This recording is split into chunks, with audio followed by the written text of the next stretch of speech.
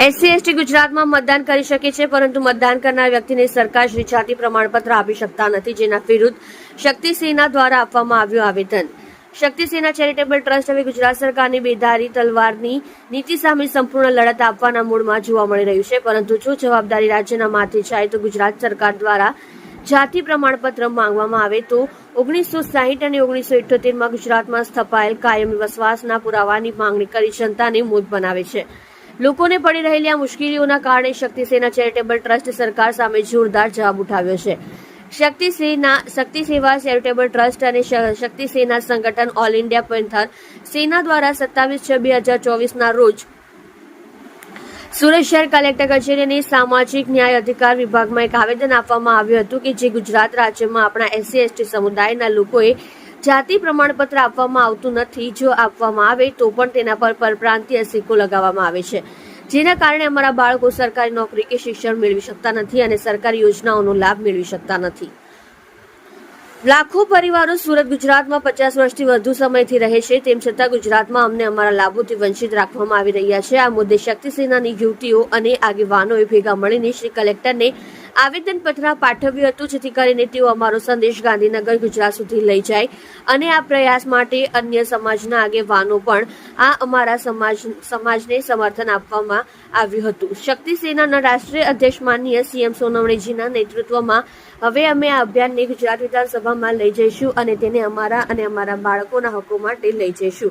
હવે સુરત શહેરના તમામ આંબેડકરવાદી લોકો સાથે મળીને આ લડાઈ લડશે, જેથી અમારી આ અરજી પત્રક જેમાં સબમિટ કરવાનું છે તે કટ ઓફ તારીખ સ્વીકારવી જોઈએ, જેમાં આ આવેદનપત્ર માનનીય ધનસુખ રાજપૂતજી, ઉત્તર ભારતીય સમાજના આગેવાન સીએમ સોનવણે, દલિત સમુદાયના નેતા કલ્પેશ બારોટ, ઓબીસી સમાજ આગેવાન કોંગ્રેસ વિપુલ ઉદનાવાલા, મહાવંશીય એસસી સમાજ આગેવાન કોંગ્રેસ સાગર દીપક શેરસાટ, શક્તિ સેના યુવા ટ્રસ્ટી અધ્યક્ષ જીતેન્દ્ર સાલુંકે, શક્તિ સેના સુરત પ્રમુખ રાજેન્દ્ર યાદવ, શક્તિ સેના સુરત યુવા પ્રમુખ રેખાબેન રાઠોડ, શક્તિ સેના સુરત મહિલા પ્રમુખ રંજનાબેન સેંદાને, શક્તિ સેના સુરત મહિલા ઇન્ચાર્જ આ તમામ સજ્જનો ઉપસ્થિત રહી કલેક્ટરશ્રીને આવેદનપત્ર આપવામાં આવ્યા હતા।